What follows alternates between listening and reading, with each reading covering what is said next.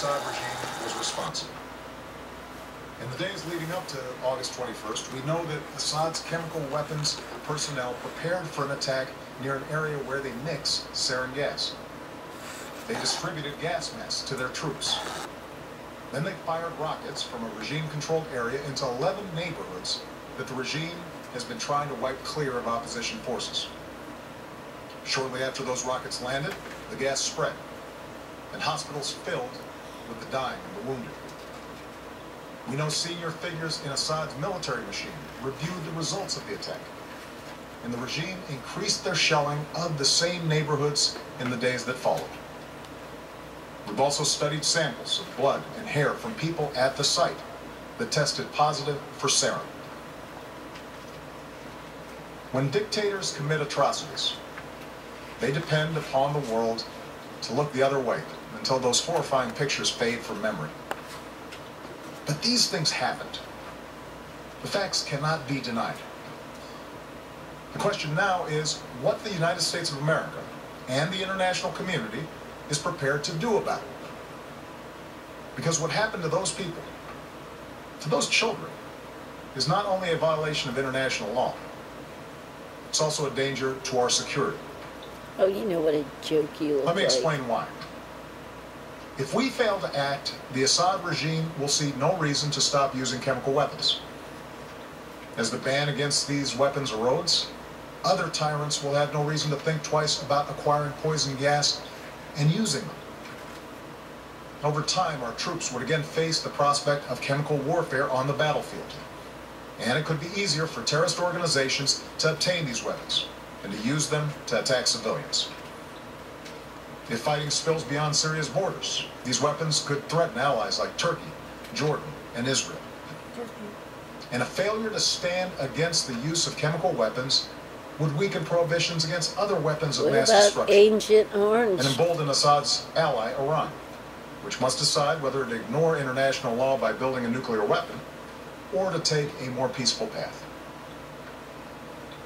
This is not a world we should accept. This is what's at stake. And that is why, after careful deliberation, I determined that it is in the national security interests of the United States to respond to the Assad regime's use of chemical weapons through a targeted military strike. The purpose of this strike would be to deter Assad from using chemical weapons, to degrade his regime's ability to use them, and to make clear to the world that we will not tolerate their use. That's my judgment as Commander-in-Chief. But I'm also the president of the world's oldest constitutional democracy.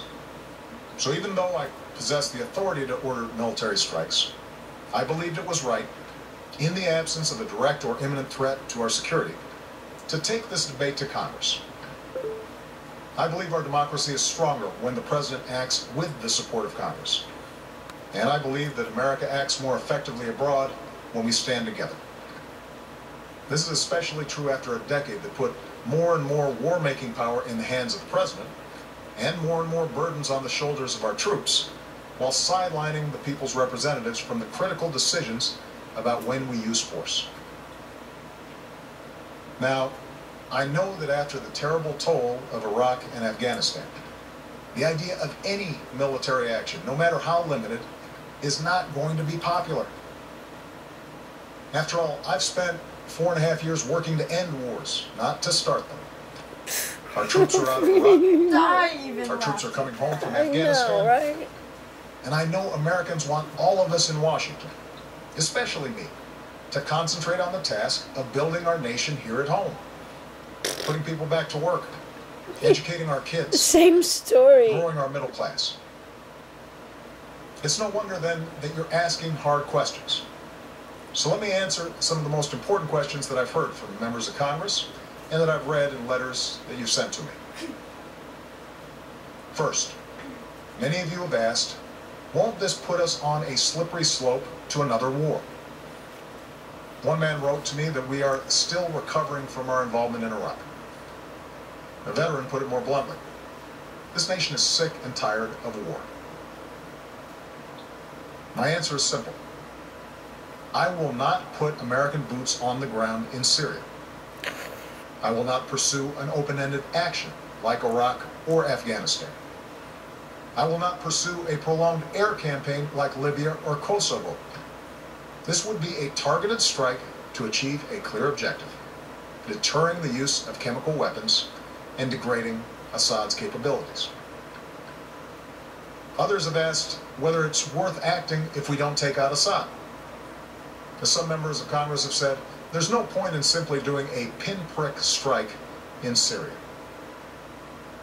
Let me It make won't something happen clear. like that. We'll get The attacked. United It'll be States a war. military doesn't do pinpricks. War.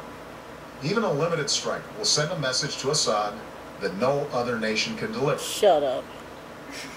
I don't think we should remove another dictator with So force. sick of him. We learned from Iraq that doing so makes us responsible for all that comes next.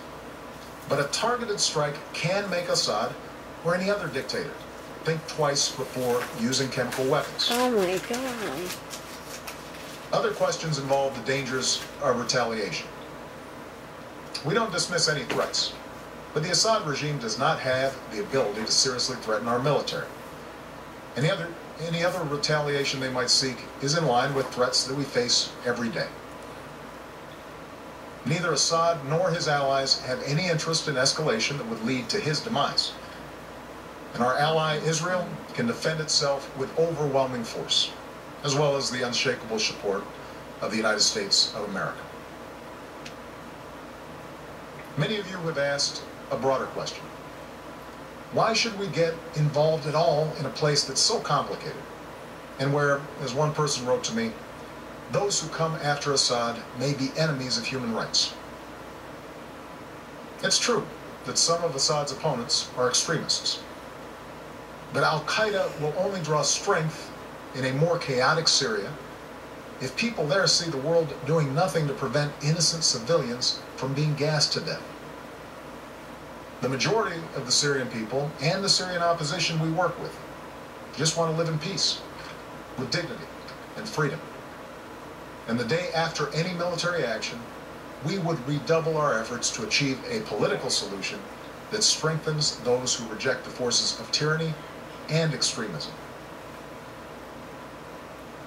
Finally, many of you have asked, why not leave this to other countries or seek solutions short of force? As several people wrote to me, we should not be the world's policeman. I agree. And I have a deeply held preference for peaceful solutions. Over the last 2 years, my administration has tried diplomacy and sanctions, warnings and negotiations. But chemical weapons were still used by the Assad regime. However, over the last few days, we've seen some encouraging signs. In part because of the credible threat of U.S. military action, as well as constructive talks that I had with President Putin, the Russian government has indicated a willingness to join with the international community in pushing Assad to give up his chemical weapons. The Assad regime has now admitted that it has these weapons, and even said they joined the Chemical Weapons Convention, which prohibits their use. It's too early to tell whether this offer will succeed, and any agreement must verify that the Assad regime keeps its commitments. He says that they're But doing this this to help initiative has the protect potential us to here in the remove the United threat of chemical States. weapons But without then the he use of says force, if we attack particularly them, because Russia then is we one don't of have to Assad's worry about strongest them allies. attacking us because they're incapable of doing I it, have and it's therefore just asked nothing the different leaders than of what we have Congress to today. postpone a vote So to then authorize the use why of force is while he we saying pursue this it's diplomatic in path. our best interest for our I'm sending safety if Secretary of he's State saying John Kerry to meet there his isn't Russian any counterpart on Thursday. and I will imminent continue my own danger or a discussions with future President Putin. danger? I've He's a spoken to the lying leaders of two of our closest bastard. allies, France and the United Kingdom, and we will work together in consultation with Russia and China to put forward a resolution at the UN Security Council requiring Assad to give up his chemical weapons and to ultimately destroy them under international control. We'll also give UN inspectors the opportunity to report their findings about what happened on August 21st. And we will continue to rally support from allies from Europe to the Americas, from Asia to the Middle East, who agree on the need for action. Meanwhile, I've ordered our military to maintain their current posture, to keep the pressure on Assad, and to be in a position to respond if diplomacy fails. And tonight I give thanks again to our military and their families for their incredible strength and sacrifices. My fellow Americans, for nearly 7 decades, the United States has been the anchor of global security. This has meant doing more than forging international agreements. It has meant enforcing them. The burdens of leadership are often heavy, but the world's a better place because we have borne them.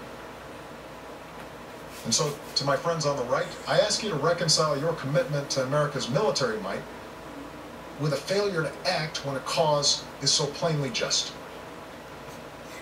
To my friends on the left, I ask you to reconcile your belief in freedom and dignity for all people with those images of children writhing in pain and going still on a cold hospital floor.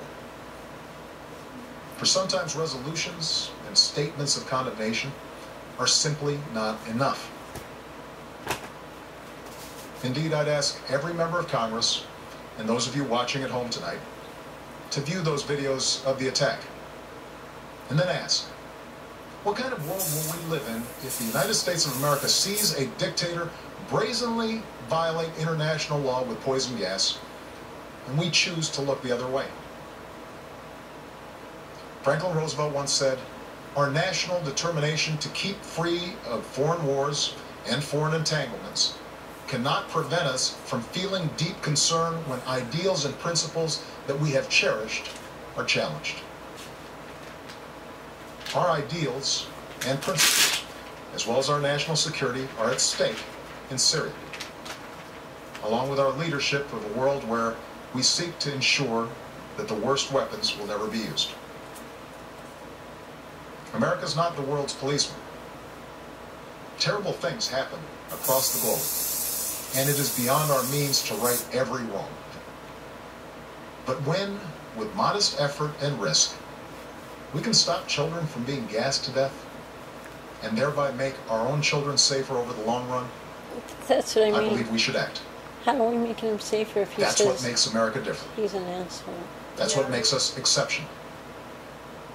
With humility, but with resolve, let us never lose sight of that essential truth. Thank you, God bless you, and God bless the United States of America. So at this strange moment in history, President Obama from the East Room of the White House tonight on the potential need to launch a strike against Syria, even though the potential for that military strike has decreased markedly now over the past 24 hours. There you have it. Analysis tonight on MSNBC and your late local news, of course, tomorrow morning on Today. We'll follow it all here. For now, I'm Brian Williams, NBC News, New York.